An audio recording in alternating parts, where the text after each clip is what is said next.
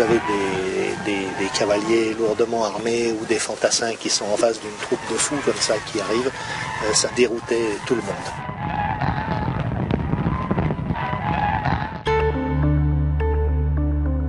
Il y avait la partie strictement militaire.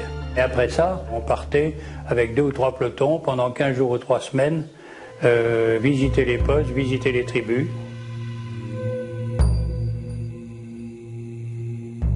Prendre contact avec les caïds de toutes les régions. On réglait des problèmes locaux. L'important, c'était les contacts avec les gens, de veiller à ce qu'il n'y ait pas d'abus non plus.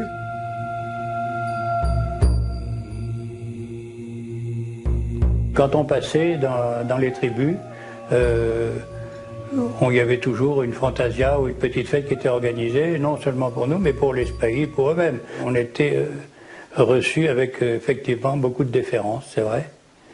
Ce qui me paraît le plus caractéristique des spahis, c'est sans doute justement cet aspect qui est à la fois ce mélange de rôle militaire et de rôle politique, au fond. C'est-à-dire une unité qui est chargée, non pas tellement, enfin de se battre éventuellement, mais surtout de tenir un pays par un certain contact et par un certain enracinement local. À la sortie de Boussaada, nous nous trouvons dans les gorges de l'Atlas algérien. Paysage imposant où la sombre végétation du sud déploie toute sa richesse à proximité des points d'eau.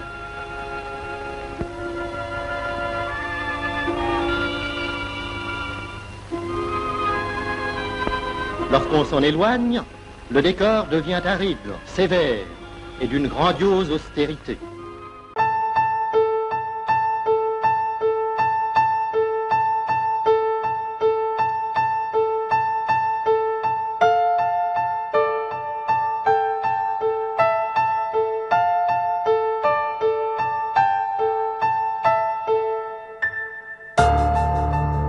Lorsqu'il y avait une expédition à faire, on réquisitionnait en quelque sorte, on mobilisait tous les guerriers, tous les hommes d'une tribu qui avaient des chevaux à une arme, et on leur demandait donc de venir faire campagne. Ils arrivaient avec leur chef, et c'était leur chef, plus quelques cavaliers d'affaires indigènes qui les encadraient. Si en 1914, certaines familles continuent ainsi de lever des troupes qu'elles mettent à la disposition de la France et que le petit-fils d'Abdelkader va commander, la majeure partie des sujets coloniaux de l'Algérie française sont désormais des appelés assujettis au service militaire obligatoire. Alors qu'au Maroc et en Tunisie, c'est sur l'injonction de leur souverain que les sujets tunisiens et marocains s'enrôlent dans l'armée d'Afrique.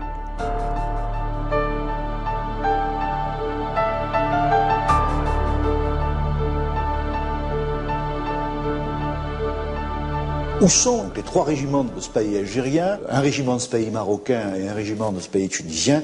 Ils sont évidemment en France. Mais lorsqu'ils arrivent, la campagne du mouvement, la guerre de mouvement en 1914 après la Marne s'étue. Donc on va plutôt les employer comme garde à l'arrière des armées, troupes de tranchées, ils vont y laisser beaucoup de monde. Ils vont s'illustrer particulièrement à Verdun. Bref, en 14-18, ils remplissent leur contrat comme d'autres troupes dites indigènes que les Français ont levées dans l'Empire. C'est surtout sur le front d'Orient, dans des conditions très sévères et meurtrières, que les spahis donneront toutes leurs mesures de cavaliers rustiques et endurants.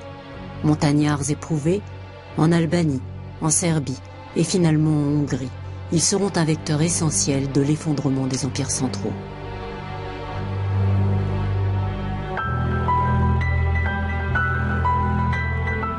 Avec les opérations du Levant, dont la France assure le mandat depuis 1918, les spahis renouent avec les principes fondamentaux de la cavalerie légère d'Afrique. Opérer vite et loin, en jouant de l'effet de surprise contre les irréductibles druzes qui pratiquent les méthodes de la guérilla incessante et du retsu. Au Maroc, le grand mouvement de révolte qui dans le Rif menace la zone française surprend Lyautey par sa violence.